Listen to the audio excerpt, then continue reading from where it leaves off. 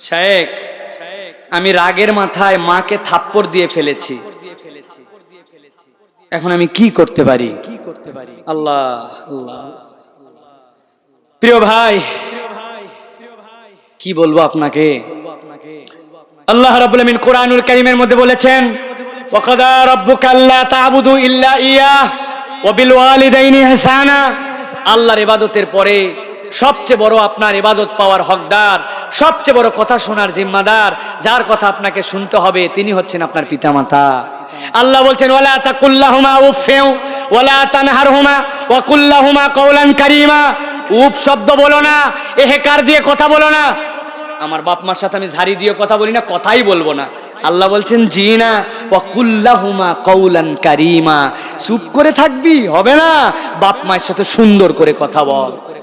তাবেঈদের মধ্যে থেকে আসে ইবনে শিরিন থেকে সম্ভবত একজন মক্কায় এসে বলতেছে, আমি কি আমার মায়ের হক আদায় করতে পেরেছি? কি করছো মায়ের? বলে, আমার মাকে আমি মাথার মধ্যে করে মিশর থেকে নিয়ে আসছি, আসার পরে আমি হজ করাইছি, তাওয়াফ করাইছি, সাই করাইছি, সব করাইছি। আমার মাকে কোলে করে আমি হজ শেষ করাইছি, মিনা মুজদালিফা আরাফা। আমি কি আমার মায়ের হক আদায় করছি? উনি বলতেছেন, তোমার মা তোমারে 9 মাস যে পেটে নিয়েছিল, তার একদিনের হকও আদায় করতে পারো না। আপনি আপনার মাকে থাপ্পড় দিয়ে দিছেন। আহারে, কি করবেন? বাঁচা তো লাগবে, জাহান্নাম থেকে বাঁচা লাগবে। জড়ায় ধরেন পা, বেঁচে থাকলে তার কাছে যাই ক্ষমা চান। কেমনে ক্ষমা করবে আপনি জানেন না। আপনি শুয়ে পড়েন মাটিতে, আপনার মাকে তার পা আপনার মুখের উপরে তুলে দেন, দিয়ে বলেন, মা তুমি আমাকে মাফ করে দাও, জীবনে একটা ভুল করছি মা, আর কোনোদিন ভুল করব না। কেবল এইটুকুই নয়, কোরআন বলতেছে, কেউ যদি প্রকাশ্য ভুল করে, তাহলে আল্লাহর কাছে তওবার পরে তাকে প্রকাশ্য কিছু নেক আমলে আপনাকে প্রমাণ দিতে হবে। আপনি এরপরের থেকে মায়ের জন্য এমন বিনয়ী হবেন, এমন কথা বলবেন, এমন দান সদকা করবেন, এমন নামাজি হবেন, এমন ইবাদত গুজার হবেন, আপনার মা যেন বুঝতে পারে ওই ভুলের পরিবর্তে আমার সন্তান আজকে এরকম করতেছে। তবে যদি আল্লাহ মাফ করে। আল্লাহ নবী বলছেন, যাও লাক্কিনু মাউতাকুম, তোমাদের মৃত ভাইদেরকে তালকিন করো লা ইলাহা ইল্লাল্লাহ। ওকে বলতে হবে না, আমরা ভুল বলো, মরা মানুষকে বলো, বলো লা ইলাহা ইল্লাল্লাহ, বলো লা ইলাহা ইল্লাল্লাহ বলো। ও তো উল্টা বলে দিবে, তখন অর্থ তখন জীবন যাওয়া আসার অবস্থা।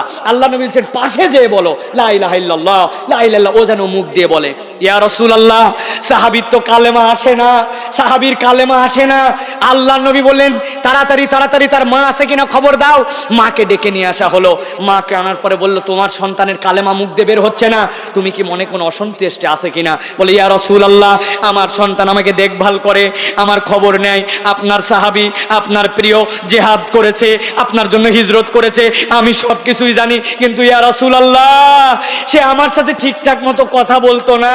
সে তার অন্যান্য পরিবারের লোকের উপরে তাদেরকে প্রায়োরিটি দিত, আমাকে প্রায়োরিটি দিত না, আমার সাথে আমার কথা শুনতো না, আমার কথাটা আমলে নিত না। আল্লাহ নবী বললেন, কাঠ নিয়ে আসো, আগুন নিয়ে আসো। ও তো যাওয়ার পরেও জাহান্নামে যাবে, দুনিয়াতে জ্বলায় দাও, আগুন দিয়ে জ্বলায় পুড়ায় দাও। মায়ের মন নরম, আমার সন্তানকে পুড়ায় দিবেন কেন? বলে, তুমি যদি তারে ক্ষমা না করো, পরকালে এই দশায় হবে। উনি বললেন, ইয়া রাসূলুল্লাহ, আমি আমার সন্তানকে মাফ করে দিলাম।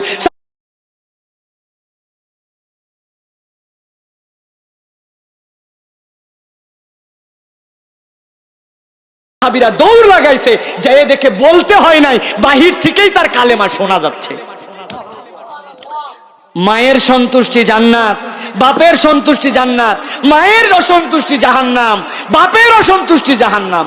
আপনি তওবা করেন আর পিতামাতার খেদমতে রত হয়ে যান, যেভাবে হোক আপনাকে মাপ নিতে হবে। আল্লাহু আকবার, গায়ে হাত তুলে ফেলছেন আপনি। অথচ এরকম অনেক সন্তান আমাদের আছে, মাকে তুই তুকারি করে, হাঁকার মারে, মাকে গুনেই না। একটু আগে আয় বাপ, একটু বাজারে যা বাপ, একটু এই কাজটা করে দে রে সোনা, এই ওদের সাথে মিশিস না রে, এই তুই এরকম করে চলিস কেন, চুলটা এরকম কাটলি কেন, বাপরে তোর আচরণ এরকম কেন, রাগাম, উল্টা পাল্টা কথা বলবে না বেশি। এরকম ঝাড়ি দেয় কিনা? এই ঝাড়ি আপনার জাহান্নামে যাওয়ার কারণ হবে। আল্লাহ আমাদেরকে বুঝ দান করুন, আল্লাহুম্মা আমিন।